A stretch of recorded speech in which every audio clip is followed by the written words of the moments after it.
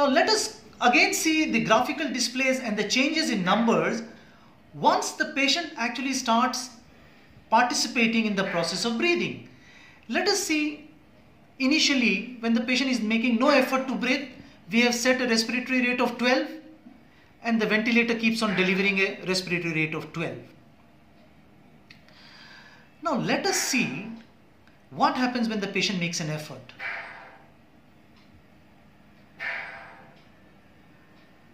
You can see that the respiratory rate is changing on the right side. Respiratory rate has become 15, 16.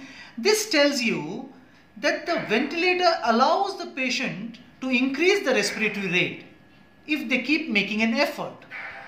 And how do you pick up the effort? The effort which the patient makes is known as trigger. Let us see what trigger had we set. We had set a flow trigger. So we expect to see some change in the flow graph which tells you where a breath was triggered. Let us accept this and let us look at the flow graph. The flow graph looks okay. The patient is making no effort. The breaths are coming at a particular time. Keep looking at the absolute inspiratory time also. It is 1.67 seconds, which is fixed. Now let us see with the patient making an effort. You can see the effort made by a pink dot here. Again there is a dot which just tells you a signal change. Keep looking at your right hand side. The TI is still fixed, 1.67 seconds. But the expiratory time comes down because to accommodate the increased number of breaths, the expiratory time becomes compromised. If you look at the graph, this is without any patient making an effort. The graph touches a baseline, continues the time which we set. But if he makes any effort during this time, let's say a point here, a breath is delivered. So anywhere, if an effort is delivered during the expiratory time, the ventilator will deliver a breath. What happens if the patient makes an effort during the inspiration itself? Let's see. Oh, breath is not delivered, but there is a disturbance in the flow pattern. You can see a disturbance in the pressure pattern also.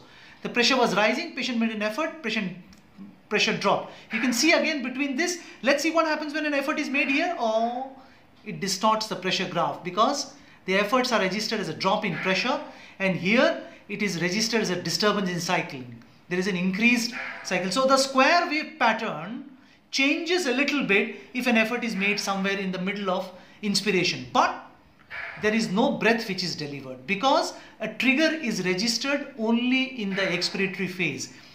It is important to know this because the variables which we had set, the expiratory time we had set, may actually change. And this may be of some importance because if the expiratory time is not adequate, there could be stacking of breath, building up of pressure, incomplete emptying of the lungs, especially important COPD, but may also have importance in patients who have stiff lungs if the expiratory time becomes very short because the patient is triggering a lot of breath. If we change the trigger flow to the pressure trigger, we expect to see some changes in the pressure graph. Let's see what happens. Where is the trigger registered? So you can see a breath is coming and it is going. And suddenly I make an effort here and you can see a drop which happened as a drop in pressure and suddenly it's realized it has to draw a breath. You can see, I'll show it again. You see an effort made here as a dip in pressure and then a new breath starts. The same pattern, it starts, peaks up and cycles. There will be a little disturbance in the flow graph if I make an effort during inspiration again, same. And it's visible here, but the trigger is still there in the pressure graph. So by looking at this also, I can say the patient has triggered by looking at the color code signal, or I can actually see a change in the respiratory rate. Whatever I had said, the patient is actually taking more than that. And I can also see as a disturbance in the flow graph pattern, which is the trigger point from which the breath starts. So you can look at the normal graph pattern, you can look at the stackings of breath, or you can look at the trigger point where it arrives. If the patient makes efforts during inspiration, you can see distortions in the pressure and the flow graph. By this you can understand a little bit about the issues of ventilator-patient synchrony.